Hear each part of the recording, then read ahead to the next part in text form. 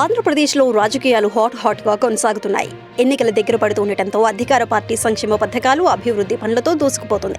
ప్రభుత్వానికి వ్యతిరేకంగా విమర్శనాస్త్రాలు సంధిస్తూ ఇరుకాటంలో పెట్టాలని టీడీపీ, జనసేన నాయకులు చూస్తున్నారు.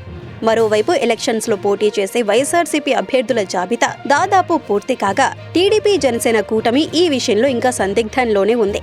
ఈ నేపథ్యంలోనే టీడీపీకి మైలవరం నియోజకవర్గంలో చిక్కులు ఎదురవుతున్నాయి. టికెట్ విషయంలో ఇక్కడ అభ్యర్థుల మధ్య తీవ్రమైన పోటీ నెలకొంది. ఎన్టీఆర్ జిల్లా మైలవరం నియోజకవర్గంలో టికెట్ కోసం దేవినేని ఉమామహేశ్వరరావు, వసంత వెంకట కృష్ణప్రసాద్, బొమ్మసాని సుబ్బారావు పోటీ పడుతున్నారు. ఈ క్రమంలో వసంత వెంకట కృష్ణప్రసాద్ వైపు టీడీపీ అధ్యక్షుడు నారా చంద్రబాబు నాయుడు మొగ్గు చూపుతున్నట్లు తెలుస్తుంది. దాంతో దేవినేని ఉమా, బొమ్మసాని రగిలిపోతున్నట్లు తెలుస్తుంది. వసంతకు సహకరించేది లేదంటూ ఉమా, అతని వర్గం బాబుకు తేల్చి చెప్పినట్లు సమాచారం.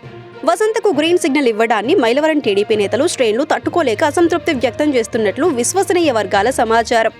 దేవినేని ఉమామహేశ్వరరావు, వసంత వెంకట కృష్ణప్రసాద్, బొమ్మసాని సుబ్బారావులలో ఎవరికి టికెట్ కేటాయించినా మిగతా ఇద్దరు అసంతృప్తితో పార్టీని వీడే అవకాశం ఉన్నందున చంద్రబాబు ఆలోచించి అడుగు వేసే పరిస్థితి నెలకొంది. టీడీపీ తరపున ఎవరికి టికెట్ లభిస్తుందో, అలాగే టికెట్ లభించని వారిని పార్టీ ఎలా సముదాయిస్తుందో చూడాలి.